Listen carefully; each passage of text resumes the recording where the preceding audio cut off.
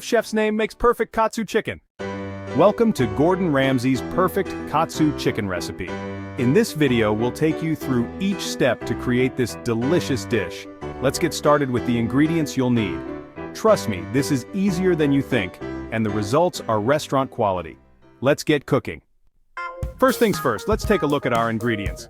For the chicken katsu, you'll need boneless, skinless chicken breasts, about number of them. All-purpose flour, seasoned with a pinch of salt and pepper. Beaten eggs number should do the trick. Panko breadcrumbs, these are key for that amazing crispy texture. And of course, we can't forget the starches, good quality short-grain Japanese rice. We'll also need some neutral cooking oil for frying. Now let's prepare our chicken. We want to make sure the breasts are a uniform thickness so they cook evenly.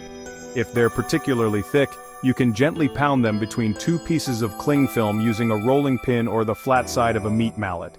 This also helps to tenderize them. Next, we're going to set up our breading station.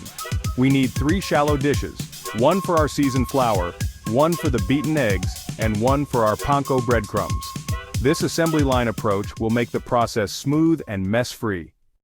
Now for the magic, take 1 chicken breast and dredge it thoroughly in the seasoned flour, making sure to coat all sides. Shake off any excess. Then, dip it into the beaten egg, again ensuring it's fully coated. Finally, press it firmly into the panko breadcrumbs, making sure they adhere well to every surface. This crispy coating is what makes katsu so special. Repeat this process for all your chicken breasts. Alright, now it's time to fry.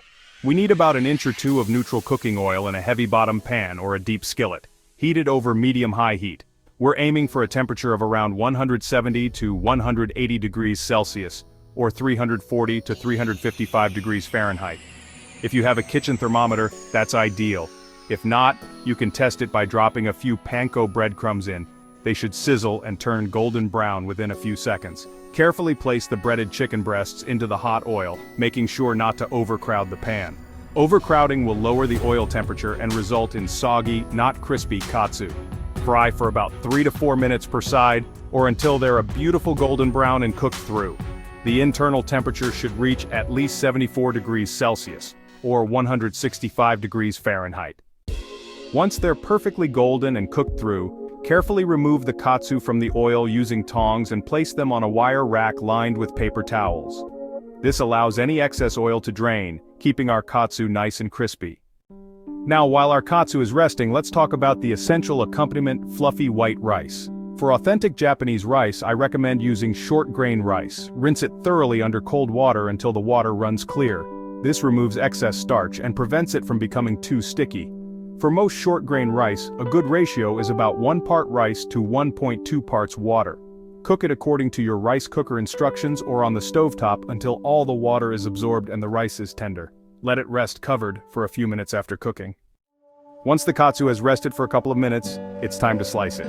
Using a sharp knife, cut the chicken across the grain into thick, even strips. This not only looks beautiful, but also makes it easier to eat. And now for the best part, assembly. Spoon a generous portion of fluffy white rice into a bowl. Arrange the sliced katsu chicken beautifully on top. The final touch? A generous drizzle of delicious katsu sauce. You can find this in most Asian supermarkets or even make your own. It's a tangy and slightly sweet sauce that complements the crispy chicken perfectly. And there you have it, perfectly cooked crispy katsu chicken with fluffy white rice. This is a dish that's sure to impress your family and friends.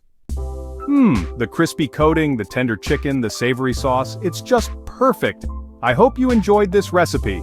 Give it a try and let me know how it turns out in the comments below. Don't forget to like this video and subscribe for more delicious recipes. Arigato for watching, and I'll see you in the next one.